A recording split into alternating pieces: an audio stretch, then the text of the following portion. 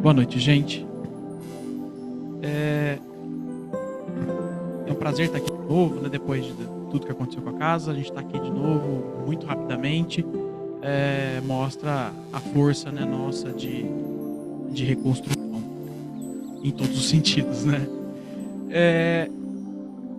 Esse foi um tema que nós debatemos esses dias lá no Evangelho de Sábado, no Evangelho que a gente faz online com os pais da evangelização, mas que agrega outras pessoas também. Curioso que esse Evangelho está se tornando, ele já é internacional, mas ele está se tornando bem interestadual. Então algumas pessoas que sabem que ele existe estão se juntando a nós. Já temos duas pessoas na Inglaterra, uma em Portugal, agora uma do Pernambuco, de Santa Catarina, e que estão procurando o Caritas justamente por ter esta oportunidade de ter um espaço de debate aos sábados de manhã muito bacana. E aí, trazendo esse capítulo do Amai os Vossos Inimigos, um ponto que nós pensamos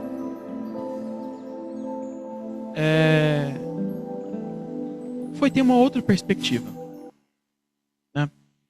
Amai os inimigos, a gente fala, puxa, mas eu fiquei pensando, quem tem inimigo hoje em dia, né? Nossa, puxa, eu tenho inimigo. Sério, assim, no século XIX, quando o Kardec escreveu isso, ainda existia, por exemplo, duelos. Ele dedica um capítulo inteiro a duelos nesse capítulo, né? Dedica-lhe um tema inteiro sobre duelos, sobre inimigo. É importante a gente entender, mas vamos pensar assim, será que a gente tem inimigos tão fortes assim, externos?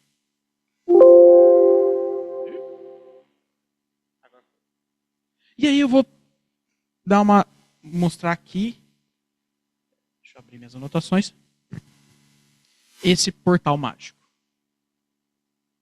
Esse portal vai mostrar quem é o nosso pior inimigo. Está preparado, Érica? Está preparado? Quem é o nosso pior inimigo? Vamos ver. Era um espelho. Por isso, eu parafraseei o filme do Tropa de Elite 2, que o inimigo agora é outro. De ter essa perspectiva de olhar este capítulo não como um inimigo externo, mas como um inimigo interno. Por isso eu falei André falou, é tão difícil, eu falei, vai ficar pior. Porque tem uma hora que o inimigo externo, a gente se afasta dele. Eu não quero saber mais daquela pessoa, tem 6 bilhões de pessoas no mundo, é fácil não cruzar com alguma, tentar não cruzar com alguma. Vou escolher outra para cruzar. Mas a gente mesmo, a gente não escapa. Então, e aí pensando nesse ponto, por que quantas vezes a gente não consegue compreender que o principal inimigo está dentro da gente? E aí o Kardec, inclusive, ele fala nesse ponto aqui da questão dos duelos, e vamos pensar nesses duelos modernos que nós travamos hoje em dia. E aqui os duelos que nós travamos conosco mesmo. Quantas vezes a gente trava esses debates com a gente meio sem fim, meio sem lugar nenhum. E é por isso que o Kardec ele fala nesse capítulo, que é muito legal, que ele fala, olha, talvez por uma falta de palavra apropriada, no português nós traduzimos como amai os seus inimigos. O português, que é uma língua riquíssima em palavras, para essa palavra deixou tudo com uma palavra só. No grego, por exemplo, você tem algumas palavras para dizer a palavra amor. Tem filos, você tem que é, por exemplo, filosofia, amor é filosofia, mas como sentimento de dedicação, de admiração. Você tem o ágape, que é um amor universal, que é um outro sentimento. E você tem eros, que é para dizer um amor mais relacional. Do português, não. E aí o Kardec fala muito bem isso. Então, é óbvio que nós não vamos dedicar para o nosso inimigo o mesmo amor que nós sentimos, por exemplo, para os nossos pais, para uma pessoa que nós amamos muito, para os nossos filhos. Não é esse amor que Deus está exigindo da gente. Ele está exigindo este amor mais universal. E aí, vamos pensar para a gente mesmo, né? Então ele fala, o interessante é que o Kardec fala, não é afeição, é uma abstenção de ódio. É a abstenção do desejo de vingança e de ressentimento. O duelo, ele é um momento de orgulho. Acho que talvez, vamos pensar nos duelos que foram feitos, às vezes por uma palavrinha. Tinha gente que saía de casa parado para duelar. Né? Velho Oeste, arma no bolso. Eu vou encontrar com alguém, alguém vai esbarrar comigo e eu vou duelar com aquela pessoa. Tem gente que sai de casa até hoje para fazer isso. Trânsito, partida de futebol. Quantas torcidas de futebol não sai especificamente para brigar? Né? Marca encontro para brigar. Marca encontro para brigar. Marca com uma data marcada. Parece a música do Renato Russo, né? Então essa natureza humana, ela é ultrapassada. Ela faz parte do nosso passado que a gente precisa largar.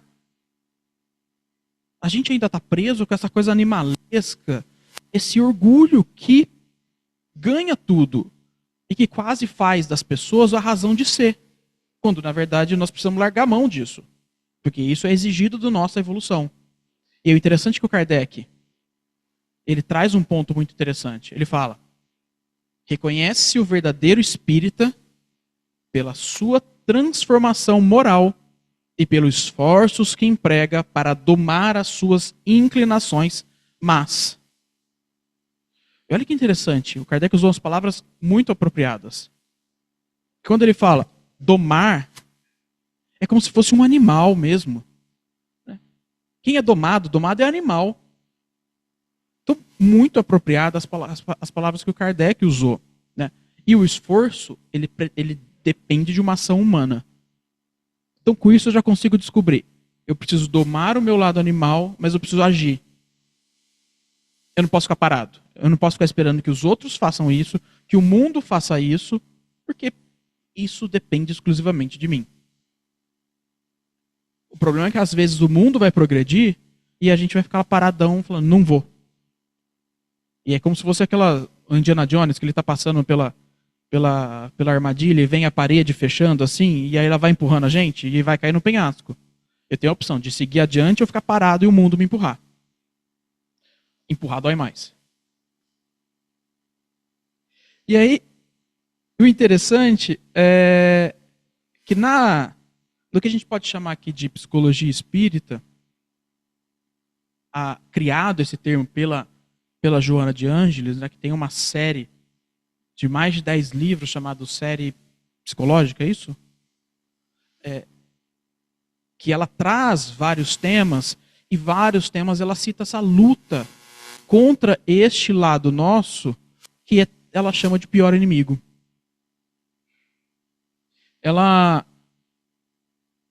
E aí ela fala que o inimigo pode ser o orgulho, a culpa, a autocrítica excessiva, o medo de mudar e o vício da autopiedade. Esse grupinho de coisas fazem nós cairmos num lugar muito ruim. E é essas batalhas que a gente tem que acabar enfrentando. É por isso que o verdadeiro aqui campo de batalha, ele é interior. A luta que a gente tem que travar é no campo íntimo. Né? O mundo íntimo é o que tem que ser conquistado.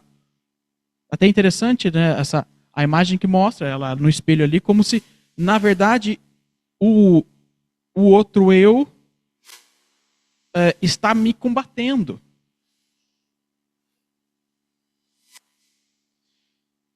E a Joana, né,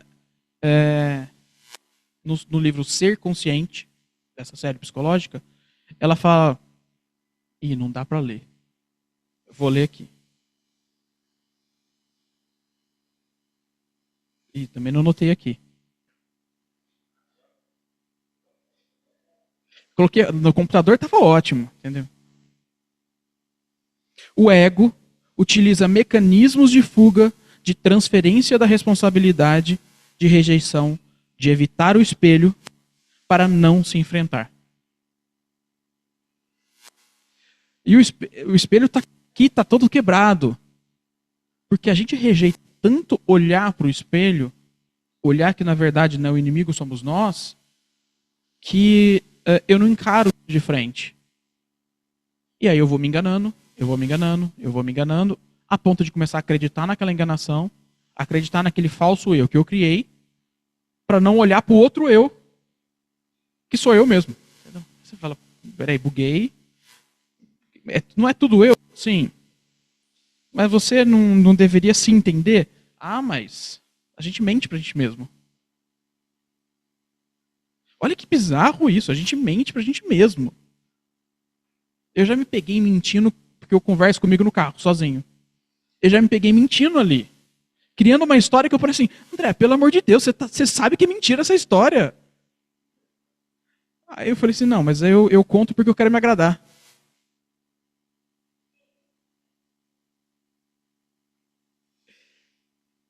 E essa... Estava escrito aqui. Olha...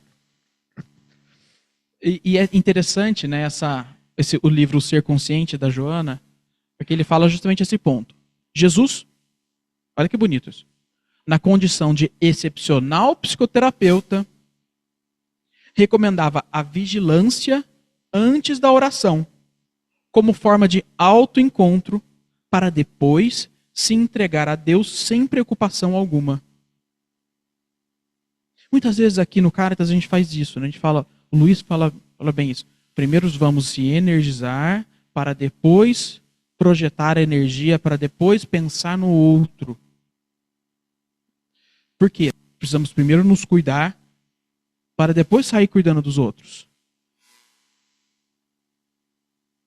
Por quê? Cada um dá o que tem.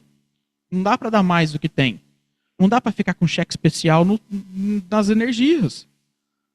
Sair vendendo coisa que a gente não tem. Por quê? Porque a gente vai acabar acumulando coisas, débitos, que vai ficar ruim. Vai ficar pior. Né? E eu achei muito legal isso, quando ele fala, recomenda vigilância antes da oração. Primeiro olha para dentro. Primeiro olha para dentro para depois se encontrar com Deus, para depois sair. Olha que movimento interessante. Eu tenho que me entender para poder conversar com os outros. E Deus, e curioso, porque Deus conhece a gente de cabo a rabo. Ele sabe das nossas fraquezas, os nossos amigos espirituais, eles conhecem os nossos defeitos. Eles estão olhando ali pra gente a todo momento, falando, ah, vai de novo. Ai, 300 vezes, de novo. 70 encarnações para isso. Certeza, a gente é reincidente, a gente é repetente. Eu não tenho dúvida que todo mundo aqui é repetente de reincidência, né? A não ser que tenha algum espírito muito evoluído aqui presente, por favor, se apresente de outro plano, né? Estamos todo mundo no mesmo barco. Estamos todo mundo no mesmo barco. A sua proposta, a de Jesus, é atual. Portanto, o inimigo do homem está nele, que vem herdando de si mesmo através dos tempos, na esteira das reencarnações pelas quais tem transitado. Esse nosso orgulho é geracional. É cultural. A gente traz isso de gerações e gerações. Afinal, é só a gente ler, estava escutando a radionovela da 2000 anos, e aí o espírito do Emmanuel era um senador da época, ele quase mata a própria filha porque ela teve um relacionamento com outra pessoa. Porque ele disse, eu tenho que lavar a honra com o sangue da minha família. Ele hesita, não mata, né? Não vou contar spoiler. Mas você fala, puxa, mas o que tem a ver uma coisa com a outra? Não tem nada a ver. Mas e você fala, tudo bem, foi 2000 anos atrás. Gente, vamos pensar 100 anos atrás. Isso era comum. Ainda tem hoje, em muitos lugares ainda, que eu tenho que lavar a minha honra. Que honra é essa, gente? Voltei. Que honra é essa? Que orgulho besta é esse? Então é essa tradição orgulhosa que nos traz aqui, porque esse orgulho é ruim. Outros são bons. Este é ruim. Este é o ego falando, você é melhor que todo mundo. Esse é o ego que nos engana e fala, você é melhor. Você não precisa de ninguém. É o diabinho. Não precisa nem de obsessor para isso, gente. Não precisa nem de obsessor. A gente mesmo se tranca. Esse dia eu vi o vídeo do Haroldo falando que o trabalho do obsessor é ótimo. O obsessor trabalha tipo 1 hora por dia. Quem trabalha 24 horas é o espírito benfeitor. Porque o obsessor vai lá e fala assim, vai lá, ó. Fala uma coisa que você não quer na tua casa. Você tá ali numa discussão, tá num almoço que tá todo mundo tenso, você fala assim, vai. Fala aquela palavra que não pode falar. Faz aquele comentário que você não devia fazer. Pronto, ele sai e vai embora. Já gerou a discussão, aí é 6 horas para os espíritos benfeitor consertar a casa.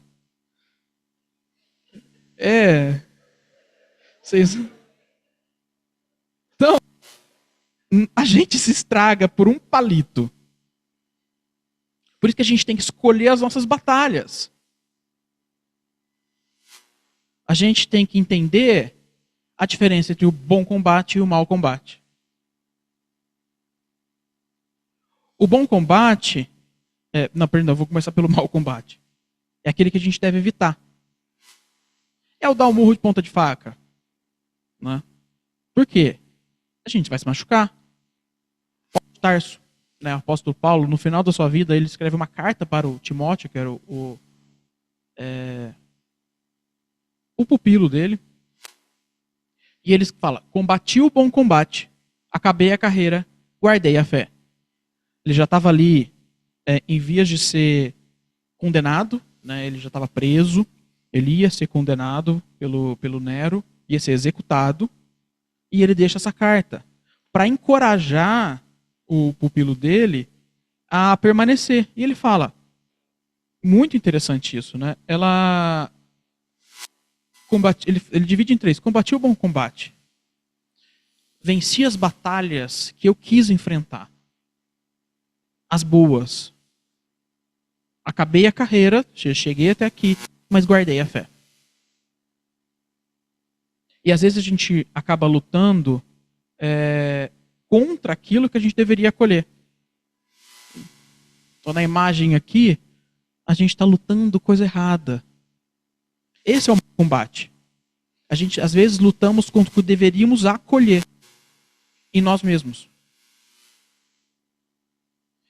É a nossa consciência falando, não vai por aí. Não vai por aí que vai dar errado. A gente fala, eu vou, sou orgulhoso. Eu vou, ninguém manda em mim. Eu falo, mas sou eu mesmo. Mas tudo bem. Eu vou fazer porque eu sou teimoso. E aí, esta falha, porque o nosso inconsciente muitas vezes sabe, a nossa consciência, sabe o que deveria fazer certo. Mas a gente não faz porque a gente paga para ver. Só que aí é um problema pagar para ver, porque o resultado vai vir. Por isso, este mau combate, ele é ruim. Esse a gente tem que evitar. É lutar contra o bem em nós. É resistir ao progresso. É evitar o autoconhecimento. Mostrar a gente como um orgulhoso espiritual faz a gente deixar de combater o lado mal e combate o lado bom que é em nós. Quantas vezes a gente pensa assim, puxa, eu teria agido assim. Às vezes a gente amadurece, esse é o bom combate. Quando a gente amadurece, quando a gente encara situações, as situações elas vão continuar acontecendo. Quem muda é a gente. Tem um filósofo grego que falava, eu sou sempre diferente. Toda vez que eu entro no rio, eu sou uma outra pessoa. Eu mudo, o rio muda, tudo muda. As células do meu corpo se renovam, eu não sou eu mesmo, sei lá, daqui a alguns meses. Então por que este pensamento a gente não muda? Por que esse vício naquele mau pensamento a gente não combate? É este o bom combate que a gente tem que enfrentar. O mau combate é a gente falar, aquilo que é bom de mim, eu vou me autodepreciar. Eu vou me criticar em excesso. Eu vou ter autopiedade.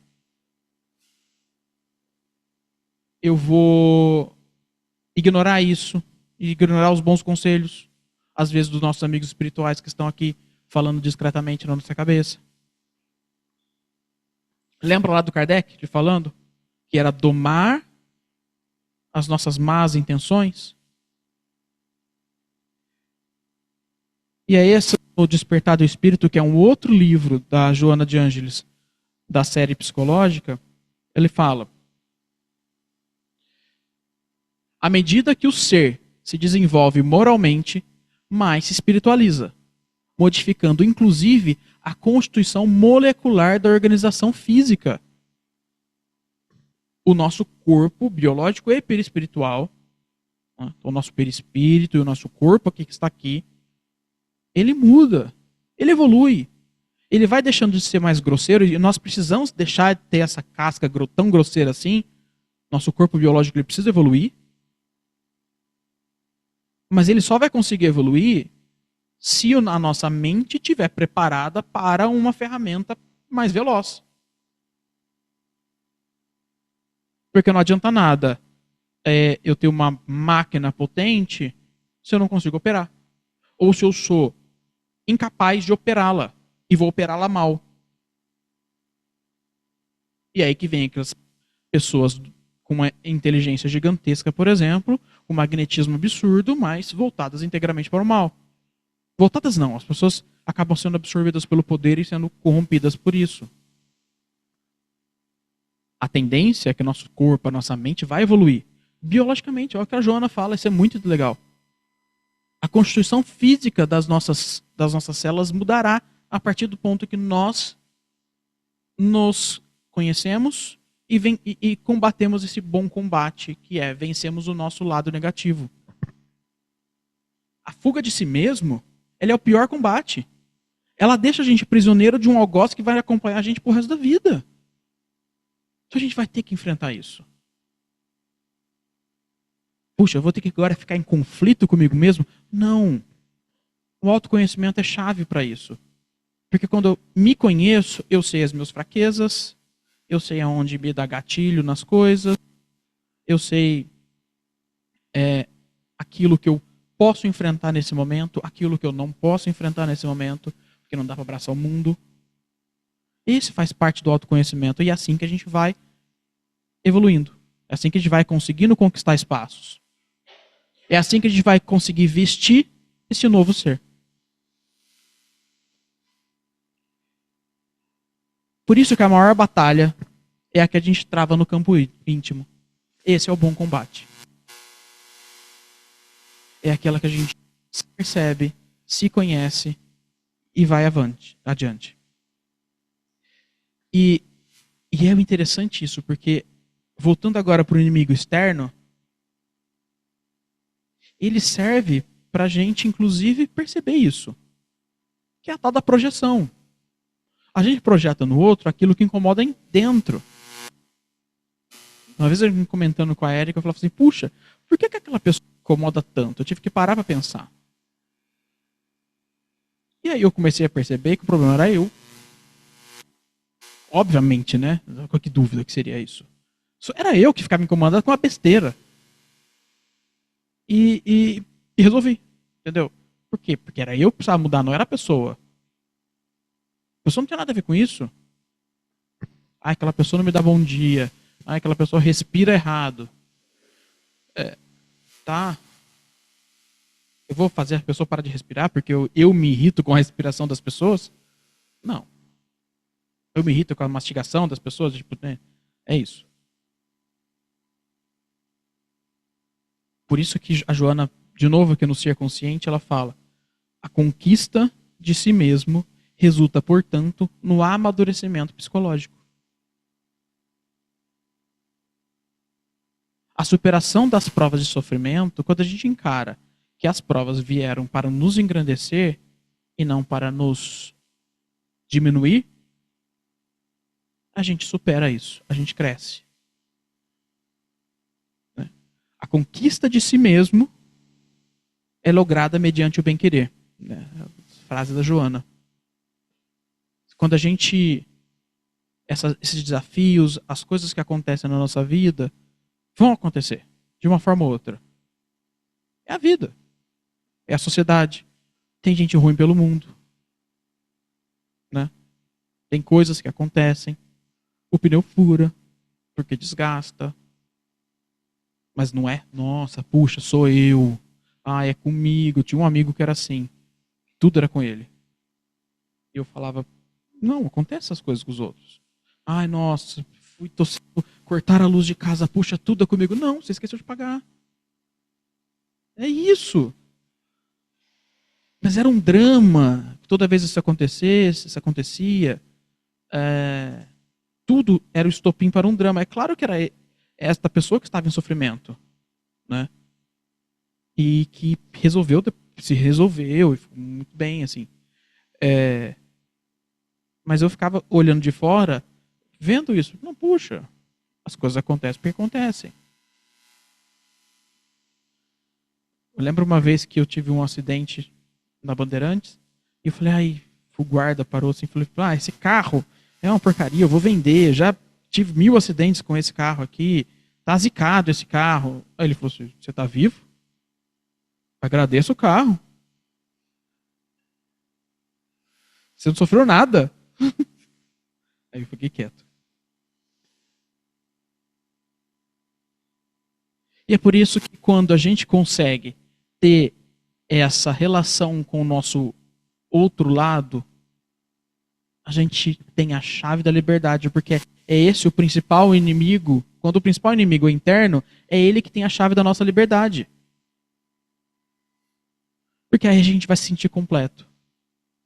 Eu não tenho um lado mais sombrio, escondido. Eu tenho um lado sombrio que eu sei onde ele está. Porque, né, pra gente ter 0 lado sombrio, só daqui a algumas encarnações ainda. Então a gente vai ter o dia da raiva, a gente vai ter o momento de tensão, a gente vai dar cabeçada ainda, a gente vai errar. Faz parte. Faz parte. E a diferença não é que as coisas não aconteçam, a diferença é como que a gente sai daquilo. Cada vez a reação, quanto mais reação mais rápido, quanto a superação está cada vez mais rápida, é esse o nosso crescimento. Então é isso que aí eu lembro porque que na prece de Cáritas, no finalzinho, ela fala: dai-nos a caridade pura, dai-nos a fé e a razão, dai-nos a simplicidade que fará de nossas almas o espelho onde se refletirá a vossa divina e santa imagem. Fala isso, nós temos que ser espelho na prece de Cáritas para refletir a imagem de Deus. Puxa, imagina. A gente não está conseguindo refletir a nossa própria imagem. É claro que as orações, elas são a meta. Então eu tenho que ter a minha alma limpinha, lustrosa ali, com nenhuma mancha nesse espelho para conseguir refletir uma imagem tão perfeita quanto a de Deus. Vai demorar um tempinho, mas é esse o nosso objetivo. Isso nunca pode ser deixado de ser olhado como meta. A gente vai caminhando um pouquinho em pouquinho. Mas vai. E aí, lembrando do maior mandamento. Quando perguntaram para Jesus, se você pudesse resumir todos os mandamentos em um só, qual seria? Ele falou: amai a Deus sobre todas as coisas e ao próximo como a si mesmo. E olha que bacana. Quando a gente pensa no inimigo externo, ao próximo. Quando a gente pensa no inimigo interno, como a si mesmo. Tá tudo aqui. E ele colocou na mesma balança, né? Sempre falou isso. Ele não falou amai mais a si mesmo e depois e e menos um pouco o próximo, ou amar mais o próximo e nem tanto você. Não. Falou, ó, na mesma proporção. Deus, o próximo e si mesmo. Então essa é o mote que a gente tem que ter. Fácil? Claro que não. Mas isso a gente não pode esquecer. A gente não pode esquecer de se cutucar de vez em quando para provocar, para pensar. Será que eu não posso melhorar um pouquinho? O que eu posso fazer a partir de hoje para melhorar um tiquinho? Eu vou mudar meu pensamento. Já é uma coisa. A Joana já falou isso. A sua mudança de pensamento provoca uma mudança, inclusive celular. Então, é um passo para a gente pensar. Era isso que eu queria trazer aqui para vocês, desse debate, essa visão diferente que a gente levantou isso no sábado, né, Ju? Dessa visão do capítulo Amai os vossos inimigos, mas agora de um inimigo interno. Somos nós mesmos. É isso, gente. Obrigado.